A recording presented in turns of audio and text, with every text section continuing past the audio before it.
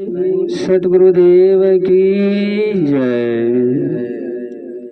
जिस प्रकार से संत गुरुजनों सत्संग में जाने लगते हैं तो आम लोग देखकर सत्संगी को मजाक उड़ाते हैं, कहते हैं अरे साहेब आप सत्संग में जा रहे हैं क्या? हाँ सत्संग में जा रहे हैं। सत्संग में गीला है कि सूखा है? गीला है कि सूखा है?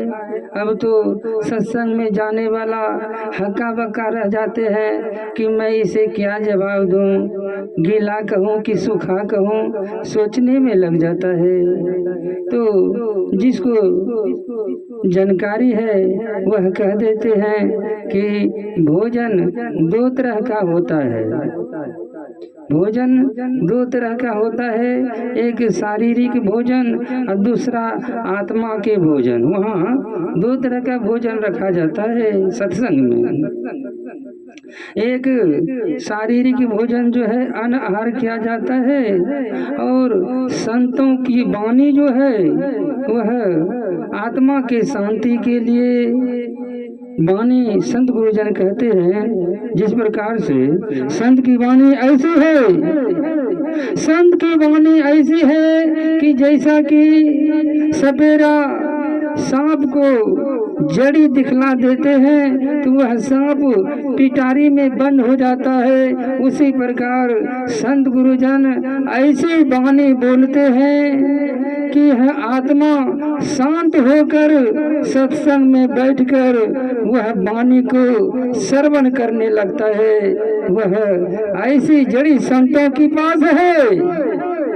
जिस प्रकार से वह सपेरा सांप को जड़ी दिखलाने के बाद वह पिटारी में घुस जाते हैं, उसी प्रकार संत गुरुजन ऐसी वाणी बोलते हैं कि वह शांत होकर उस सत्संग के पंडाल में बैठ जाते हैं, वह शांत हो जाते हैं। ऐसी भोजन उनके मिलने लगता है कि वह भोजन जो अनहार कराना है पंडाल के बाहर में, वह भोजन भी छोड़ करके इस भोजन में लग जाते हैं। संतों की वाणी, आत्मा शांत हो जाता है। शरीर को भी भोजन करने के लिए अनहार नहीं जाने देता है यह मन।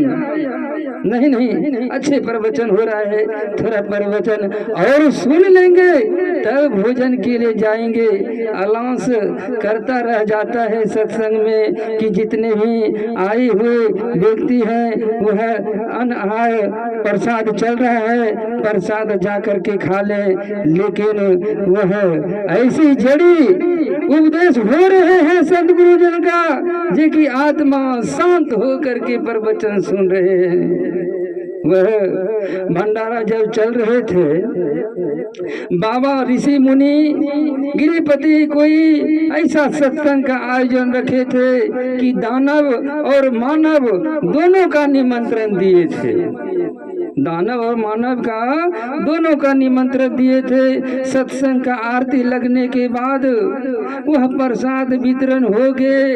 अब पंगत की महाप्रसादी की पंगत लगेंगे तो दानव लोग कहते हैं कि मैं पहले पंगत लगेंगे, मैं पहले पंगत लगकर मैं भोजन पाएंगे। दानव लोग अपने बलिष्ठ होते हैं, हुट्ठी होते हैं और अपना बलिष्ठ दिखलाते हैं। वह गिरिपति भी सोचने लगा कि अब क्या किया जाए, यह तो मानेगा नहीं। तो वह गिरिपति ऋषि मुनि भी अपना दिमाग लगाया कि ठीक है भोजन में कराएंगे जरूर, लेकिन हाथ में फट्टी बांध दिया जाएगा, ऐसी विधान लगा दिए। संत गुरुजन अपना दिमाग लगा दिए। तो वह दानव लोग संत की वाणी नहीं समझ पाया, वह स्वीकार कर लिया ठीक है फट्टी बांध दो, लेकिन मैं पहले पंगत में बैठेंगे। बोला कि ठीक है बैठ जाओ। पंगत में बैठ गया, पत्तल चला, सभी सामग्री का भोजन चला और फट्टे तो बांध दिए थे। अब बोला कि चलो भंडारा चालू करो। खाने का तो सामग्री मिला लिया पत्ते में, मिलाकर सोचा कि अब मुंह में डालेंगे तो फट्टा लगा हुआ है, अब मुंह में कैसे आएगा? किसी प्रकार अपना दिमाग लगाया, लेकिन मुंह में आने का जुगाड़ नहीं लगा। तो सोचा कि नहीं, अब ऊपर मैं हाथ कर लेता हूँ और मुंह ऐसे बांधूंगा और मुंह में चले जाएगा। जो ही ऊपर मुंह करके बाया और वह हाथ से चावल, हाथ से भोजन छोड़ा, तो पूरे मुंह जो है वह भोजन से लिभर गया, लिबड़ गया।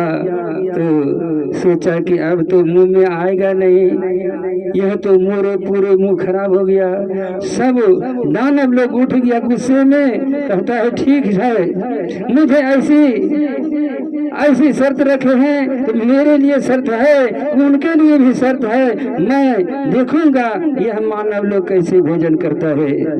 सब पत्ते उठाया, साफ किया, लीपा पोता। साधुओं का भोजन होता है, साधु का भोजन लीप पोत कर साधु को फिर बैठा दिया। उसी प्रकार सबों को, आम आदमी अगर साधु महात्मा को बुलाते हैं तो लीप पोत कर भोजन कराइए, अगरबत्ती जलाइए, ताकि यह मानव सेवा है। इसलिए संतों की अगरबत्ती जलाकर फिर कहते हैं प्रसादी पाइए गुरुजी, संत जी, साहेब जी, आप प्रसादी अब पाइए अगरबत्ती जलाने के बाद। उसी प्रकार वहां पर सभी मानव लोगों को बैठा दिया और उसमें फट्टी बांध दिया। दानव लोग पीठ पर देख रहे हैं कि इन लोगों को फट्टी बांधता है कि नहीं। फट्टी बांध दिया, बांधते हुए देख लिया, वह भी खुश हो गया कि देखते हैं अब यह मानव लोग कैसे भोजन करेंगे,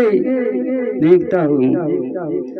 तो मानव लोग जब सब सामग्री पत्ते में पड़ गए, वह मिला करके दिमाग लगा लिया संत गुरुजन को। बहुत संत के अंत न पहले ही न नदिया जुलुम कैलो।